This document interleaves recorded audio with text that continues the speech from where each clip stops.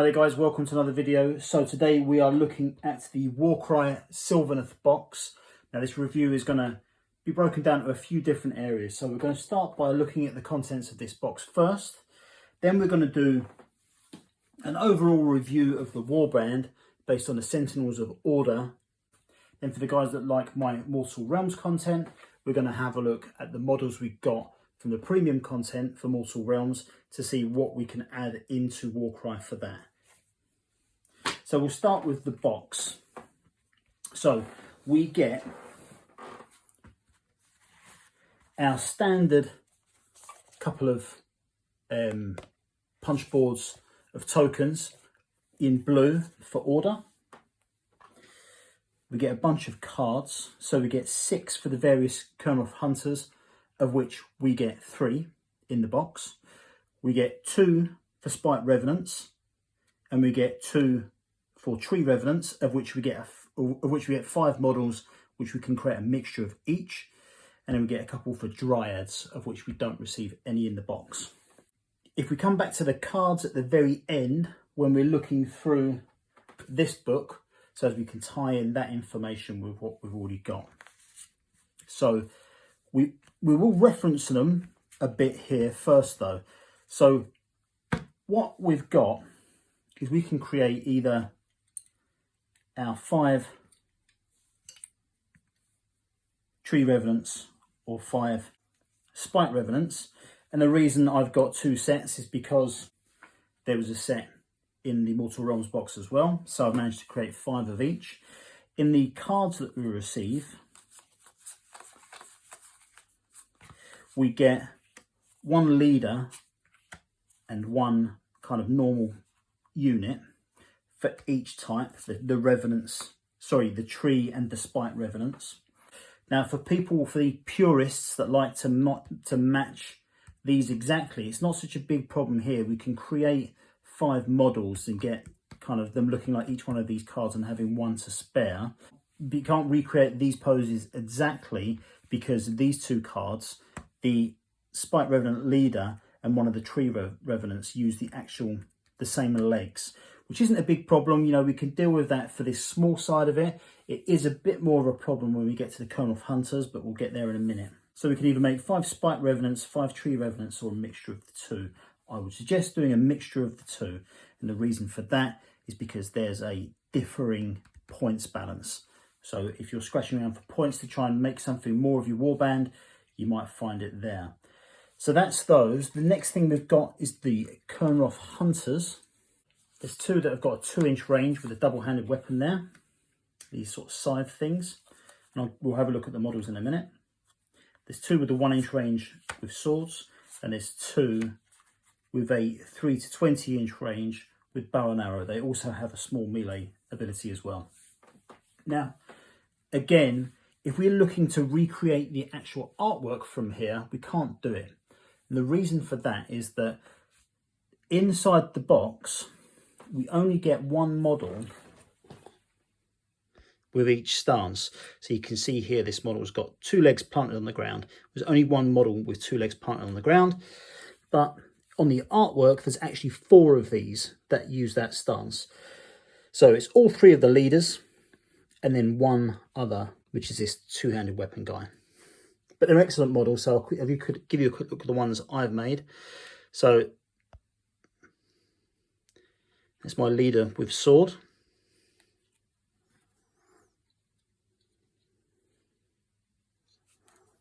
And then I've got 2 bow and arrow guys. These are all the models that I made up with this set. I actually had some other Kernel of Hunters which I used for proxying Blood Bowl Tree Men, which I've then gone back and turned back into Kernel of Hunters. So this is one, because I'd lost a few parts, I had to kit bash this one a bit. Bendy weapon. So he hasn't normally got a double-ended scythe. He has here. And I had to create a little cloak for him because I was missing one of the back portions as well. But I'm pretty happy with it. So there's another extended guy with a scythe and another one with a sword. So the reason I've got 2 sets is so as I can have whichever model I want from this lot.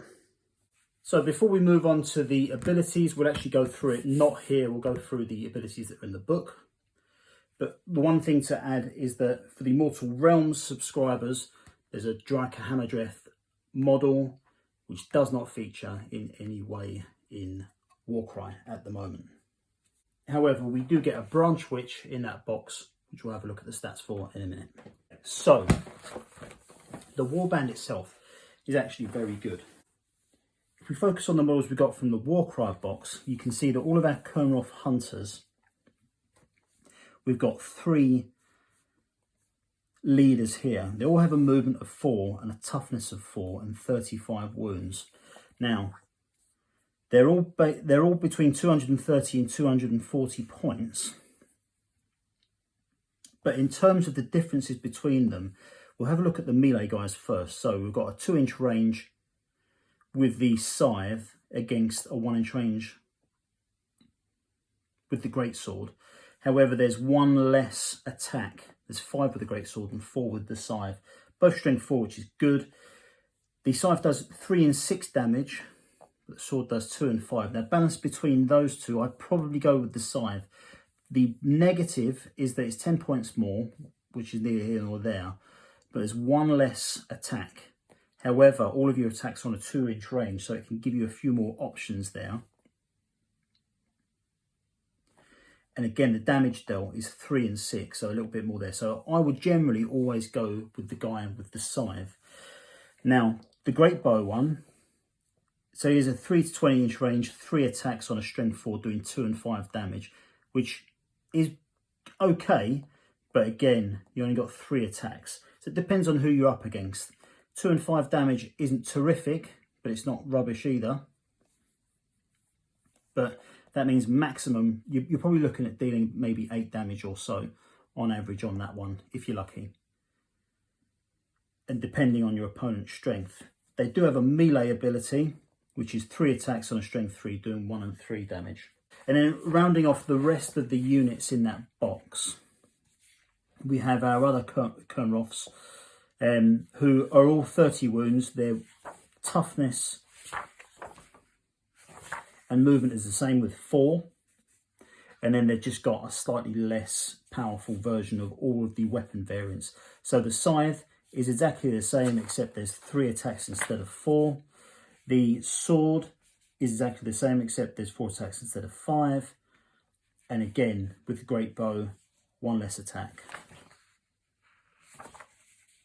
The melee does remain the same for that model. And then with the Revenant models that we've got, we go back to our 2 leaders.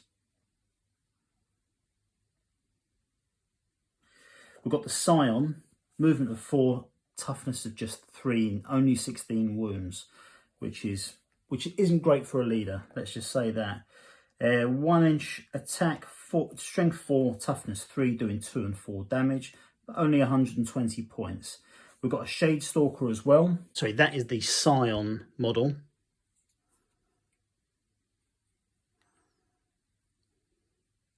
A Shadestalker as well, just a little bit more scary.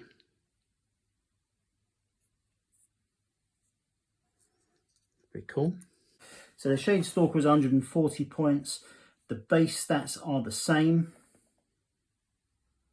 They do 1 more attack.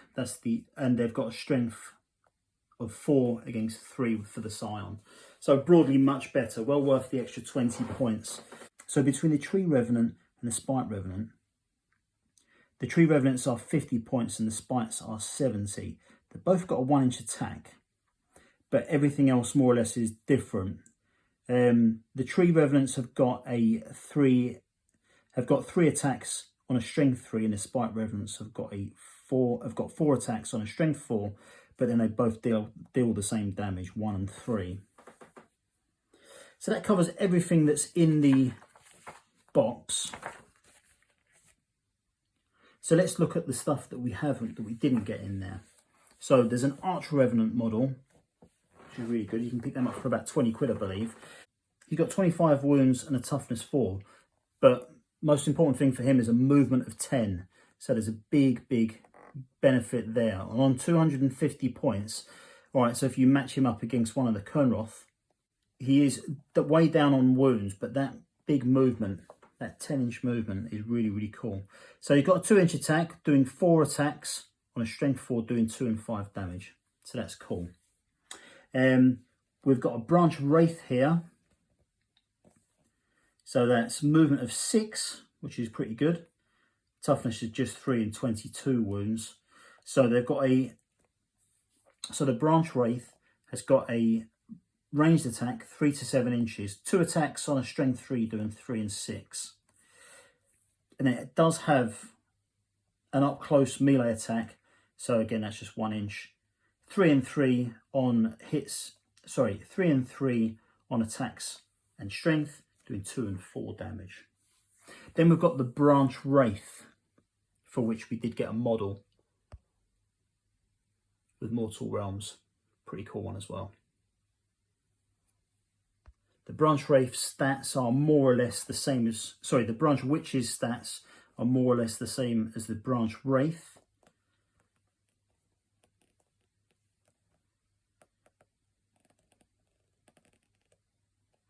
It's just that the melee attack has got a 2-inch range instead of a 1-inch.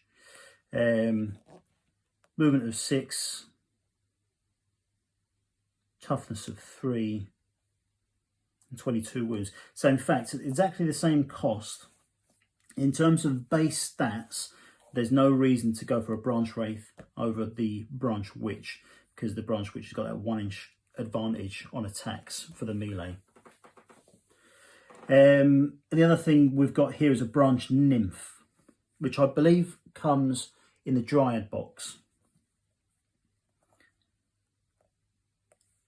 5-inch move, toughness of 3, 20 wounds. So it does 4 attacks on a strength 4, doing 2 and 4 damage. We'll come back to all the abilities in a minute.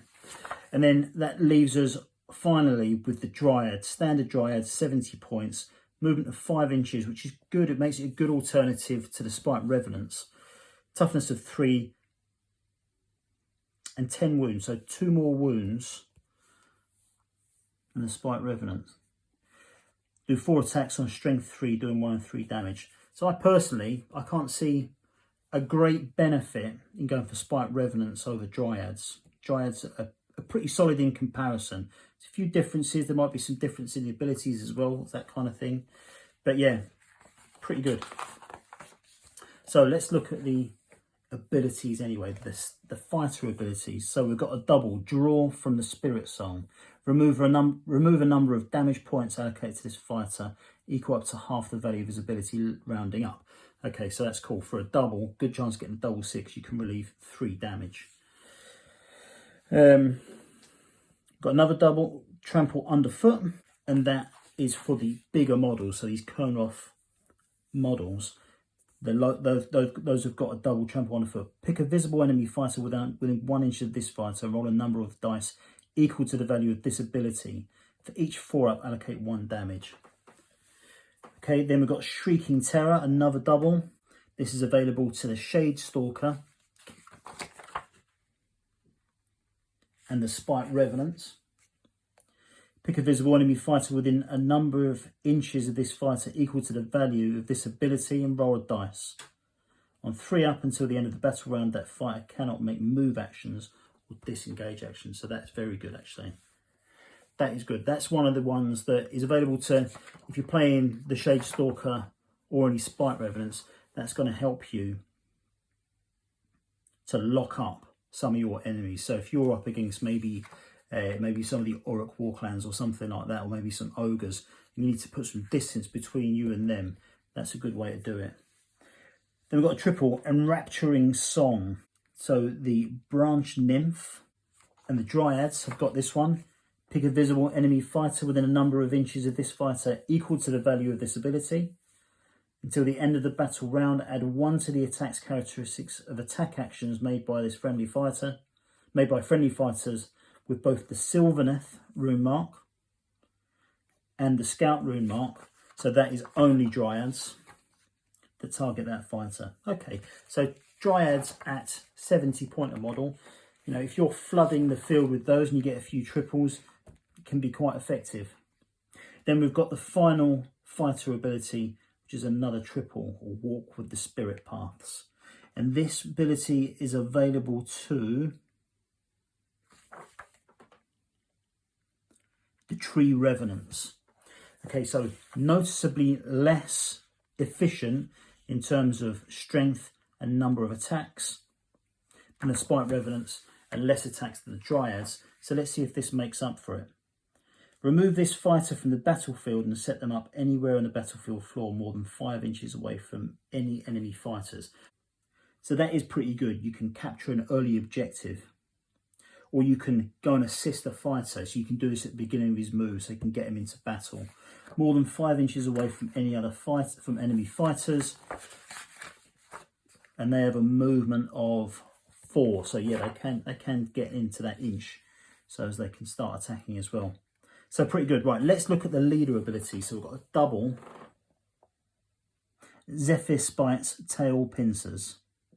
So this is available to the Arch Revenant alone. Pick a visible enemy fighter within 1 inch of this fighter, roll a dice. On a 3 to 4, allocate 1 damage to that fighter. On a 5 to 6, allocate a number of damage points at this fighter equal to this ability. So you're only rolling 1 dice. But if that happens to be a 6, opportunity to do 6 damage. So that's good. Then we've got Swarm of Spites. And this one is for the Branch Witch. Pick a visible enemy fighter within 6 inches of this fighter and roll a number of dice equal to the value of this ability. For each 4 up, allocate 1 damage. Okay, then we've got Blessing of the Forest, which the Branch Wraith can do. So again, there was that slight difference between the Witch and the Wraith, which was that 2-inch range attack on the melee for the Branch Witch, which was slightly better than the Branch Wraith. Let's see if the triple for the Branch Wraith can make up for that difference, because the points are just the same, 180. Okay, remove 1 damage point allocated to each friendly fighter within 6 inches of this fighter.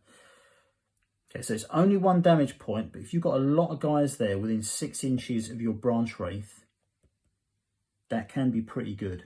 But again, 1 damage point, that's not a lot. You know, it could be the difference between lasting out for another round or not. So yeah, okay, not bad. Okay, then we've got Call to Battle. This is also one for the Arch Revenant. Until the end of the battle round, add 1 to the attack's characteristics of attack actions that have a range characteristic of 3 or less made by visible friendly fighters while they're within 3 inches of this fighter. Okay, so that is good as well. Okay, then we've got a quad, and that is available to all of our Kernroth guys. Envoy of the Everqueen. Until the end of this battle round, add half the value of this ability, rounding up to the toughness and strength characteristics of friendly fighters while they are within 6 inches of this fighter.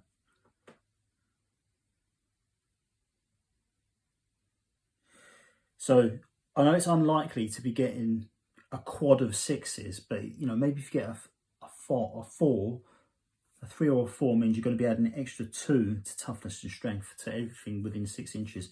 So that's very good as well. Very good. Okay, so overall for a warband, I like it. I like the Sylvaneth. They're good. They're not specifically fantastic in any one area. The movement isn't incredible. Mostly 4s, where it's actually 4s and 5s for all of the non-leaders, and then 4s for the majority of these ones, especially the guys in the box. So if you concentrate on the guys in the box that comes with it, this box, everything is a movement of 4, which isn't terrific, but there is some stuff that you can get to really boost that. Mortal Realm subscribers, yes, you do get some extra stuff in there. You get the Branch Witch, which is a movement of 6, and you get to kind of fill out your Tree Revenants and Spite Revenants. Now, in terms of this actual box itself, the cheapest warband you can put together will be a value of 920. So that would be 4 Tree Revenants, the Scion for your leader, and then, oh actually, yeah, so if you went for 3 with the Scythe, that's 570. 4 Revenants at 770 and a Scion, it's 890. So, you know, you've got a bit there to play with. So if you up one of those maybe to any one of these Kurnoth leaders actually, which is well worth it. Lots and lots of extra damage dealt and lots of extra wounds and that kind of thing. So you can fill out a warband of decent experience. If, like me, you've got 2 sets of Kurnoths, you can effectively play all 6 of them in one go and have a warband of pretty much just that. So let's say if we did that, well, actually, we'd only be able to field 4. So we could actually field a battle of 5 Kurnoths and maybe a Tree Revenant fit in there as well. So low model count, but altogether pretty effective as well. The thing that hurts them really is just that movement of 4. You really are good. It would be good to try and get something else in there, Branch Witch or especially an Arch Revenant. But I like the warband. I think it's pretty cool. Excellent models as well. Really, really nice. I'm actually a little bit more proud than I'm letting on about the bit of kit bashing I did here as well. Anyway, enough of that. So yeah, a strong warband, a decent box. You can make, you know, a decent warband out of just this box, but you will want a little bit more distance in there. So if you can get a Branch Witch or something like that, it is going to help you out. You can pick up boxes of Dryads for 20 quid or so, and I think you get 20 Dryads in a box, so plenty of options there. And if, like me, you already own this box and you've got your Mortal Realms stuff as well, you're on the verge of getting together a decent little army for Age of Sigmar. So with a box of Dryads and maybe 1 or 2 other models, if you got this lot, you can really get yourself going. But anyway, so that is the Sylvaneth and the Sentinels of Order. So I'll be doing a very similar video in the next week or so for the Ironjawz. I know I was going to do that last week, but the reason I've delayed it is that Mortal Realms premium subscription number 3 is due in the next few days, and that includes new Ironjawz above the Warcry box that already came out a few months ago. So I'm kind of hanging on for that. But anyway, guys, if you want to order any of this stuff, I've got links available in the description to Element Games, and if you use those links, they will massively help out my channel. But I'll leave it there. Thanks very much for watching, much appreciated, and I'll see you very, very soon back on the 8 points.